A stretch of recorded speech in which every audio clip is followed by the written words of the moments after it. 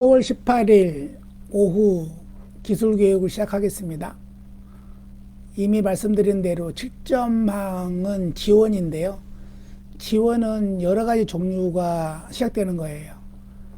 그런데 오전에 했던 것처럼 7.2항은 지원 중에서도 부서 간의 지원이었었는데 지금은 부서 간 지원이 아니고 좀 더 깊게 들어가 보도록 하겠습니다. 품질 관련된 지원과 환경 관련된 지원을 이야기할 건데요. 아직 교육생들은 들어오지 않았지만 녹화 방송을 다시 듣기 시작하십시오. 제가 조금 전 보여드렸던 것은 군 생활할 때 인식표였어요. 인식표는 군인들이 전쟁 때 사망할 때 본인의 신원을 확인할 수 있는 거를 인식표라고 그래요.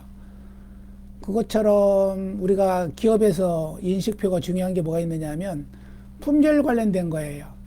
첫 번째는 7.3항에서 나타나는 부분이 품질 방침과 환경 방침. 그죠? 두 번째는 품질 목표와 환경 목표.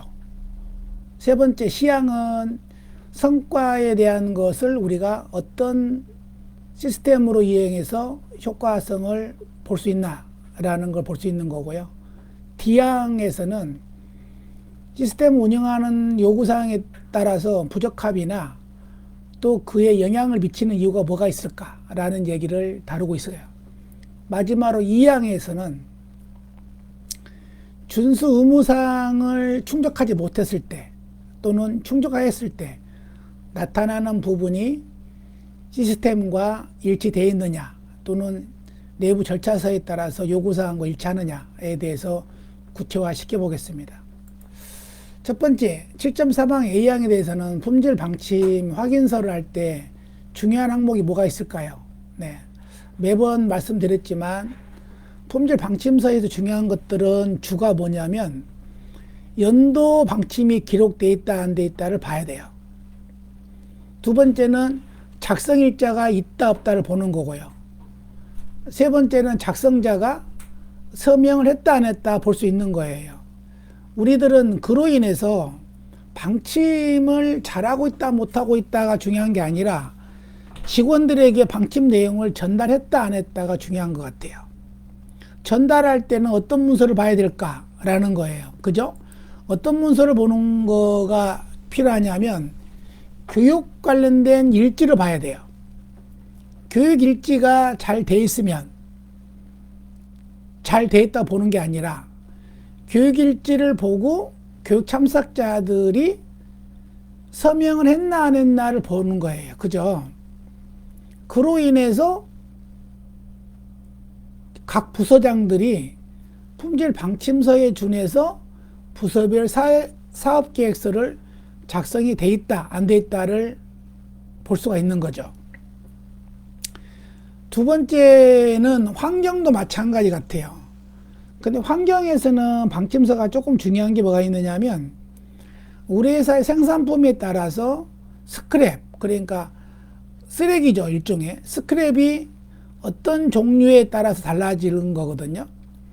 예를 들어서 전기전자라는 회사 같은 경우에는 스크랩이 뭐 전선에 관한 거 스크랩이 많이 나올 거예요. 두 번째는 납에 관한 거, 세 번째는 뭐 기타 환경 유해 물질이 있겠죠. 근데 그 회사가 환경 인증은 있지만 환경에 유발된 내용이 스크립이 아예 나오지 않는다 라고 했을 때에는 우리가 환경 방침서에 어떻게 할 거냐. 근데 환경은 우리가 대부분 다 대지 오염, 토지 오염, 소음 오염 이런 부분을 우리가 많이 다루고 있거든요. 그 다루는 내용을 문서화되어 있어야 된다고 하는 거예요. 문서화되어 있는 것을 우리들이 거의다가 하나같이 그거를 볼 수가 있어야 된다라는 얘기를 하는 거거든요. 자, B항은 이런 거예요. B항은 조금 전에 A항은 방침서를 다뤘다면 B항에서는 품질 목표를 다루는 거예요. 품질 목표는 누가 보더라도 타당성 있는 목표, 우리 회사의 조직도에 따라서 목표가 달성할 수 있는 목표인지를 따져보고, 두 번째는 목표를 누가 보더라도 쉽게 목표를 달성했다 안 했다를 가름할 수 있도록 수치화되어 있어야 된다는 거예요. 예를 들어서 이런 거겠죠. 품질 목표에 대해서는 우리 회사의 품질 수준은 A클래스, B클래스, C클래스가 아니라 내부 규정에 의해서 몇 % 이상을 정했느냐 이런 거예요. 또 한 가지는 AQL 같은 거, 품질 평가 수준을 갖다가 우리는 몇 %로 정할 거냐.